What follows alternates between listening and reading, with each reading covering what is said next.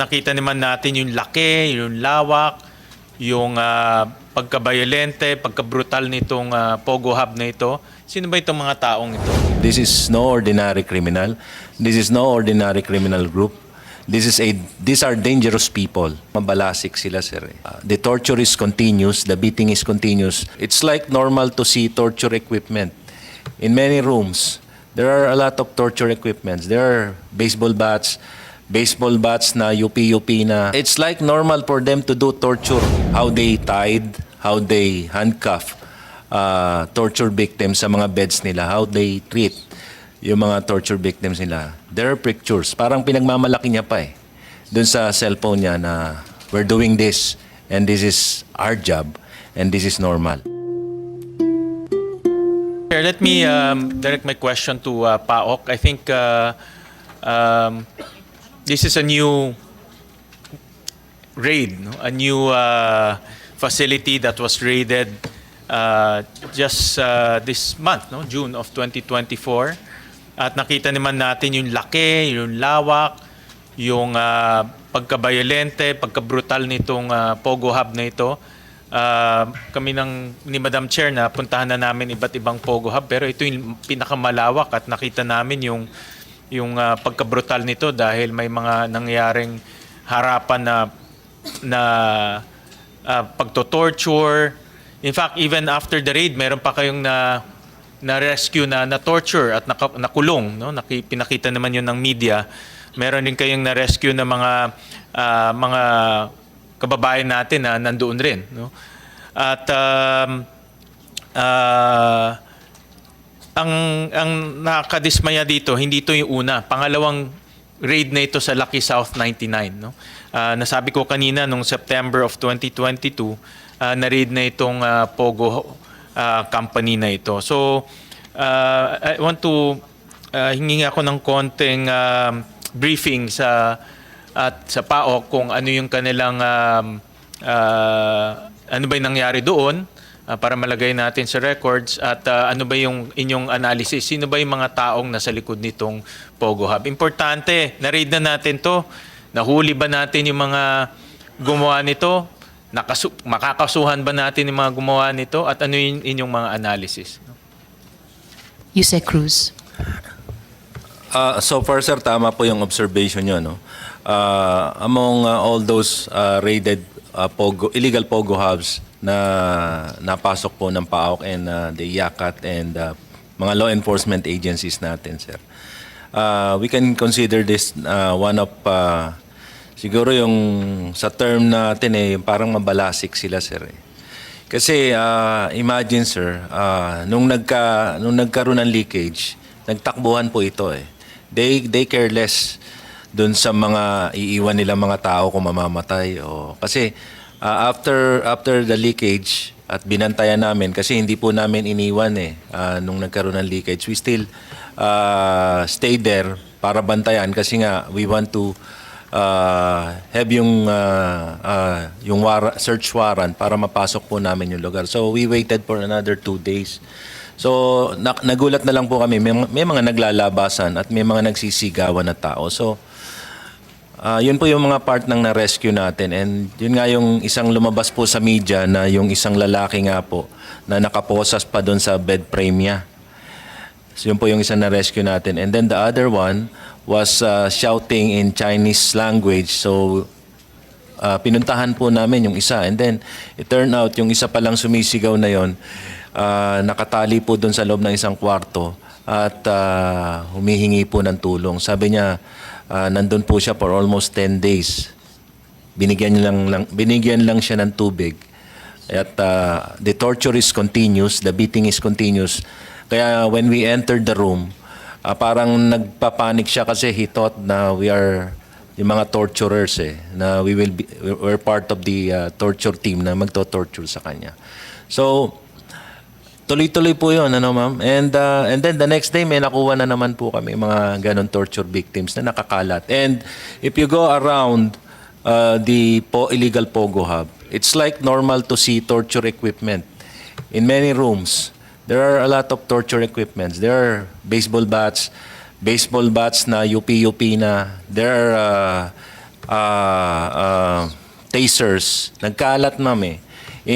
Siguro maybe in 12 or 15 rooms na pinuntahan namin, parang it's like normal for them to do torture in that particular Pogo Hub. In other Pogo Hubs, there were torture rooms. Doon lang po kami nakakita ng mga torture equipment sa torture. But in this particular illegal Pogo Hub, it's scattered all over the compound. Parang it's a normal thing to hurt, to inflict harm, at siguro pumatay. So, yun po yung pagkakaiba nito sa ibang Pogo Hub. And that strikes me so much, sir. Kasi in one of the torturers na nahuli po namin, we can see pictures of torture victims, dead torture victims. Yung mga how they tied, how they handcuff torture victims sa mga beds nila, how they treat yung mga torture victims nila. There are pictures. Parang pinagmamalaki niya pa eh. Doon sa cellphone niya na we're doing this and this is our job and this is normal. Parang ganun ang dating. So, parang doon kami nanggigil. And the sad part of it, yung ibang part ng raiding team, even my picture, ma'am, nakita ko doon sa cellphone niya eh. So, kaya nakakapanggigil, ma'am. So, sabi ko, this is no ordinary criminal. This is no ordinary criminal group. These are dangerous people na we really need to deal with, ma'am. With a strong hand. Thank you, ma'am. Nasabi niyo, Yusek, it's no ordinary criminal. Who are these criminal? This is to the best of your ability to answer. Alam ko tuloy-tuloy pa yung investigation ninyo with the other agencies. Ayaw natin makompromiso yun. Kung kaya nyo lang sagutin yung ibigay nyo lang yung kaya nyong sagutin para lang malagay natin sa records itong pangyayaring to. So, based on your investigation, your questioning, sino ba itong mga taong ito?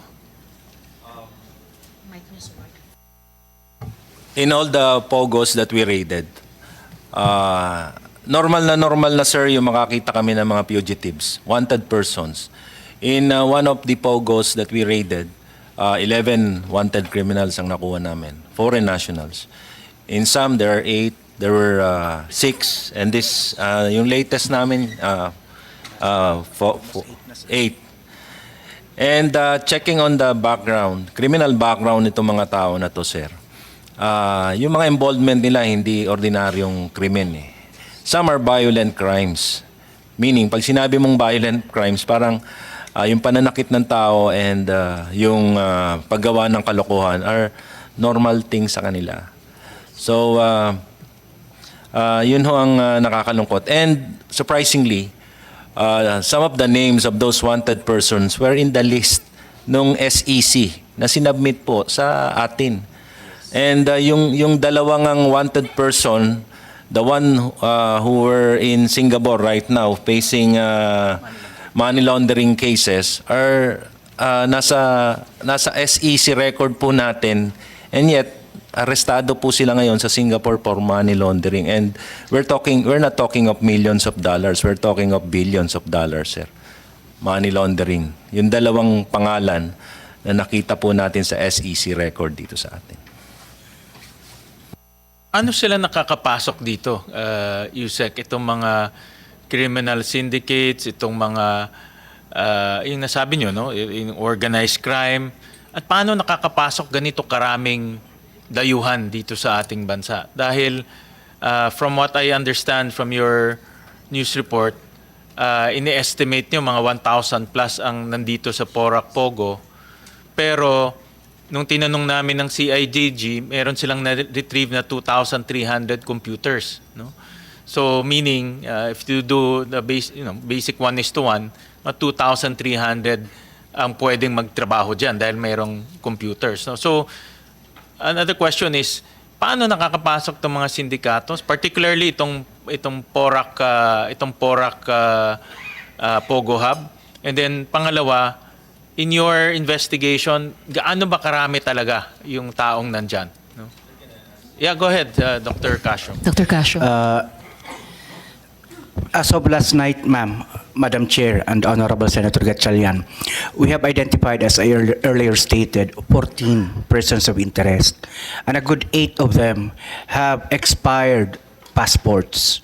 So we were carefully studying their movements last night because we got reports from our friends that they were trying to go out of the Philippines via Puerto Princesa, via Davao, and via Zamboanga.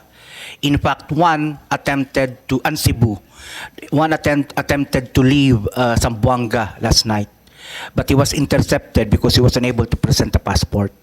So all of them, so far, the bosses of this group have no valid passports already.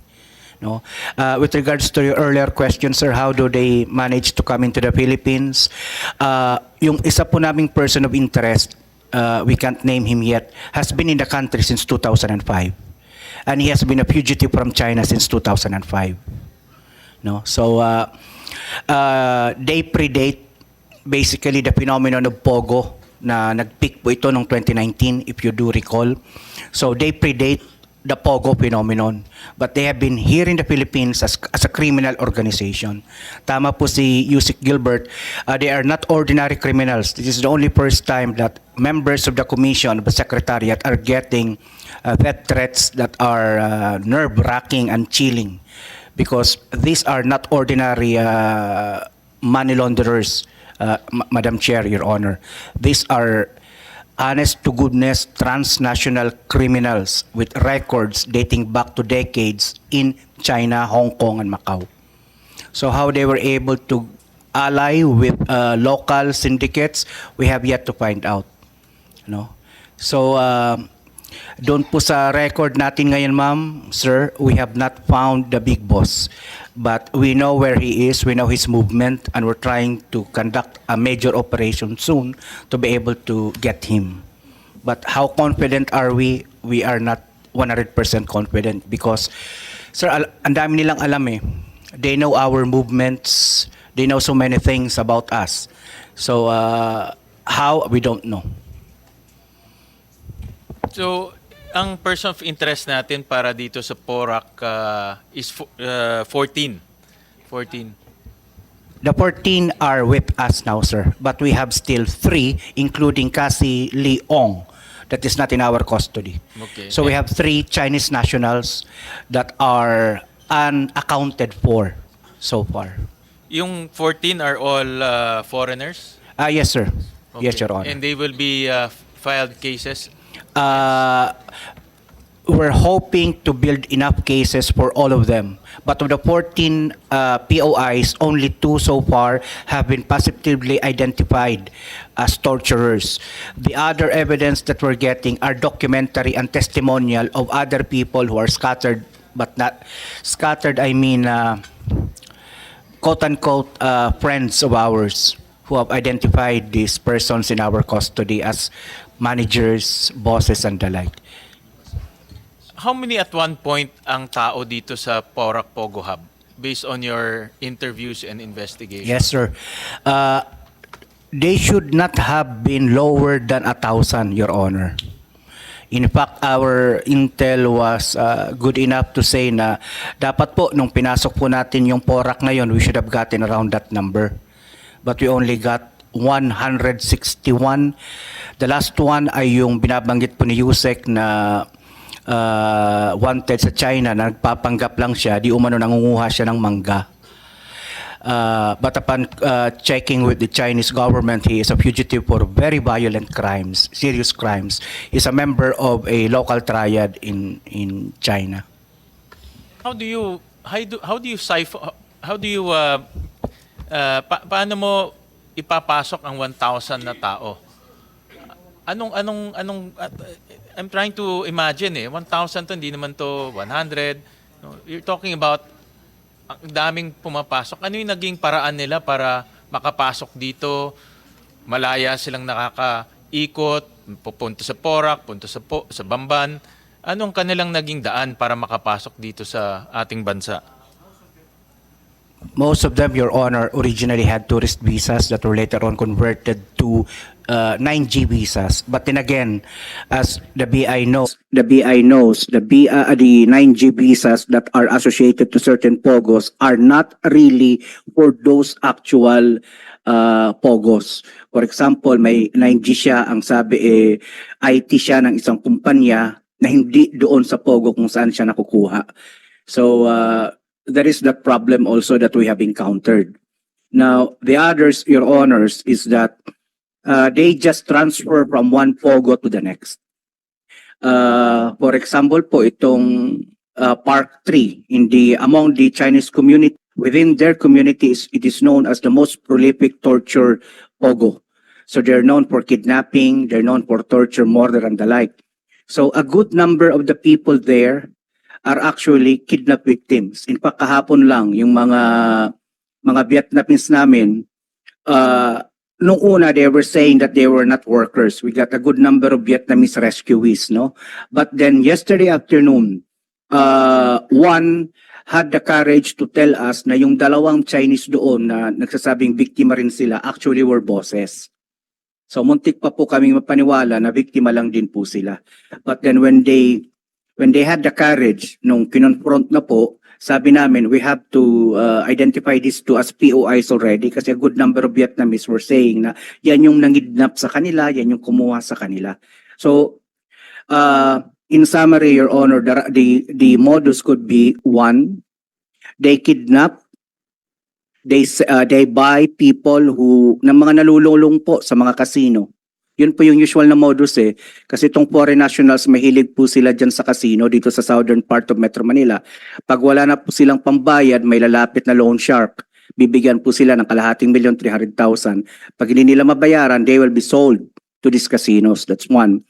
Second po, nagpapalipat-lipat lang po talaga sila ng POGO. So, upon interview, a good number of our quote-unquote rescuees, a good number of our perpetrators have been around 3, 4, 5 POGOs. One that I have interviewed, for example, has said he has been in the Philippines since 2017, transferring from Clark, Angeles, Pasay, and so on and so forth. So, yung mga ganun po. So, paikot-ikot lang po talaga po sila. So, that could basically explain why you're able to get 1,000 there because they came from other smaller POGOs that closed shop. They transferred there po. Kaya, yes sir. Itong particularly itong Porac Pogo, kailan na-establish to? Kasi based on documents 2019, 'di ba? Tapos may construction, nakita ko na mayroon silang construction nangyari. Pero kailan yung actual scamming operation? Because I don't believe na instant lang to na set up no? I don't believe na ganyang kalaki na nakita natin. No, I don't believe na mapakadaling i-set up yan. Tingin ko matagal rin nila sinet up yan. So based on your investigation, kailan nag-umpisa itong setup nitong scamming operation nila? As far as the commission is concerned, we know for a fact na itinayo po sila kasabayan ng Bamban 2019 thereabouts. And they continued constructing at the height, even during the height of the pandemic, which should not have had happened. No, if the LGUs have taken a good look at the constructions happening in both Bamban and Porac. As far as the reports given to us, we had them in our radar as of third quarter of the last year. Because of the torture videos and so on that we were getting from Lucky South. But bear in mind, Your Honors, Lucky South has a number of operations. Hindi lang po siya Porac. You could take a look at their documents. They had one, if I'm not mistaken, in Angeles and Clark, right, ma'am? Then they also had another one in Lawag, if I'm not mistaken, and in Vigan. They attempted in Vigan, was it? Am I correct in Vigan, ma'am? So they had a good number of operations po.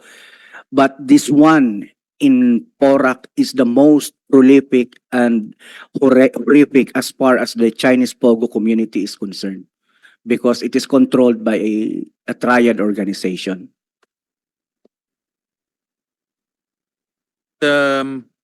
nasabi nyo kanina, sabay sila sa Banban. And I heard also in your news reports, some of your interviews na may connection itong dalawa. No, you have evidence na meron silang connection. Can you also elaborate on that? To the best of your ability to answer. Your Honor, it's still an ongoing investigation po. But yeah, we can definitely say that based on the evidence we have on hand, that the two major scam hubs that were raided in these recent months by the different government agencies, they're interconnected po. So one is fairly benign, the other is fairly horrific.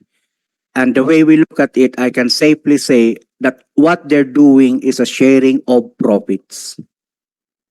They share their profits. No? So without naming the personalities behind.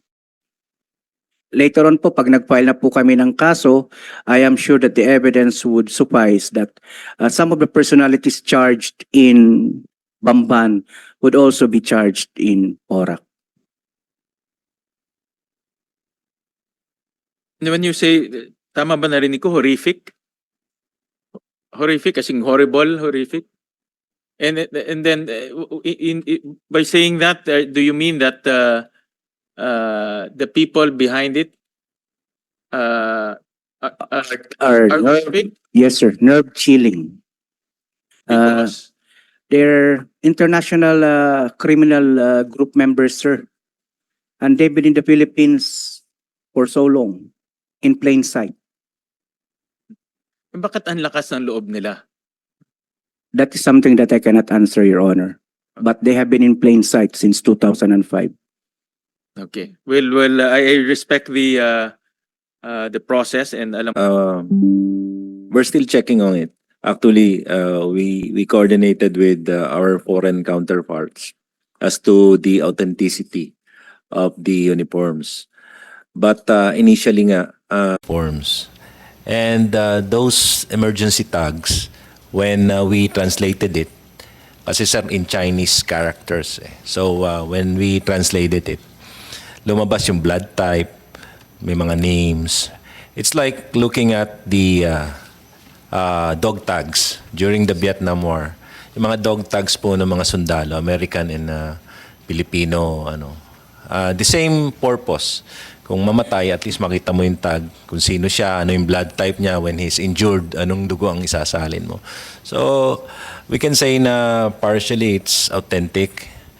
And as to kung saan galing, yeah, it may be used to deceive yung mga workers doon na they are being this pogo, illegal pogo is being run by Chinese military or Chinese police.